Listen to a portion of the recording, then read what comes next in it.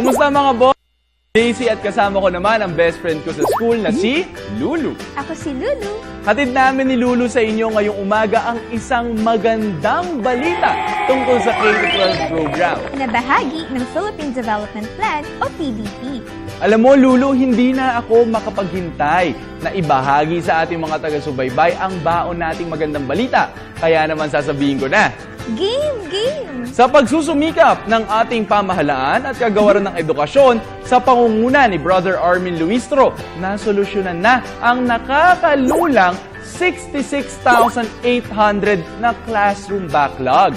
Nitong ikatlo ng Pebrero, opisyal nang itinurn over ang naitayo at nagawang 66,813 na silid-aralan. Wow! Ang galing! 66,800 lang ang kulang pero 66,830 na silid-aralan ang nagawa. Sobra-sobra pa, JC. Tama ka dyan, Lulu. Kaya naman hindi na tayo mangangamba na walang sapat na silid-aralan para sa ating mga mag-aaral.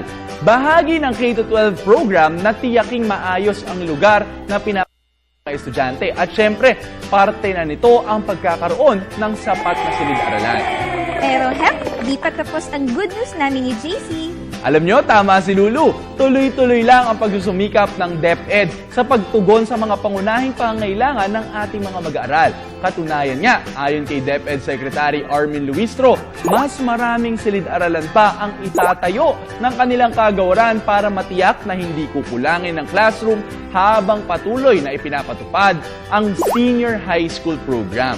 Ano nga ulit ang meron sa senior high school, JC? Lulu, sa Senior High School Program ay may nadagdag na 2 taon, ang Grade 11 at Grade 12. Kasama ang Senior High School sa programa ng K-12.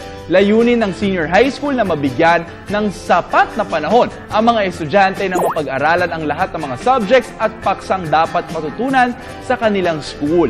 Sa 2016, inaasahang makukumpleto ang implementasyon ng Senior High School Program at ngayon pa lang, pinaghahandaan na ng DepEd ang paggawa ng mas marami pang silid-aralan.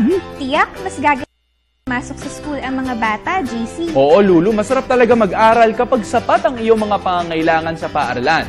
Sana ay mas gumanda ang inyong araw sa aming hatid na good news ni Lulu. Samantala, para balikan ang aming past episodes, bisitahin lang ang aming YouTube channel. Ako si Lulu. At ako naman si JC Tejano para sa K-12 Kaalaman. Paalam!